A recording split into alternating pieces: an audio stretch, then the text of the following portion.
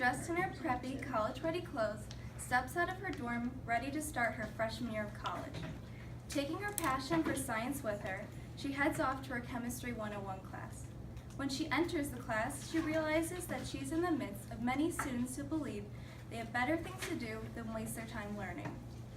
After a few weeks, Maria spent all of her time doing research in the chemistry and physics labs, while the other students have spent their time hanging out with their friends, not bothering to put their knowledge to any use. She sees how others in the class are intellectually gifted along with her, but they lack the drive and passion that she has.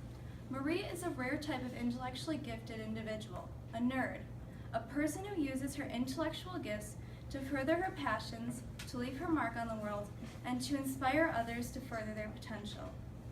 The realm of nerds is hidden in a world chock full of intellectuals. It is full of innovative people who change the world with the very knowledge they cannot seem to get enough of. Bill Gates, Steve Wozniak, Dennis Crowley. Dr. John Mather, winner of the 2006 Nobel Prize in Physics, is always quick to say that it takes a certain drive and vigor to change the world. He used that very drive and vigor to allow himself to put all of his time into his paradigm-shifting discovery that led to his Nobel Prize. Even though these people have achieved the greatest careers and won the most prestigious awards, anyone with a passion for learning and changing the world can be a nerd. All these notions about the life of a nerd comes from personal experience. One specific morning, my dad woke me up declaring, "It's 6:30, time to get up."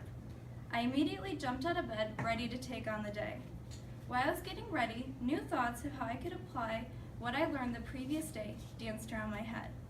Suddenly, the nerd in me took over. I started to think about how I could apply my knowledge of the thinning of the myelin sheath on the axon of the neuron. I realized that this knowledge could potentially be applied to curing multiple sclerosis, MS. My nerdy personality came up with several possible solutions to allow me to fix the elements of MS. I realized that there could be an injection or some other form of treatment to strengthen the myelin sheath to relieve some of the symptoms. I was overjoyed by the thought of testing my idea to see if it was applicable to the solution I came up with. In a society that values getting good grades and passing standardized tests, we need more nerds to set out to put their knowledge to the test in their fields and their knowledge to good use in order to make the world a better place.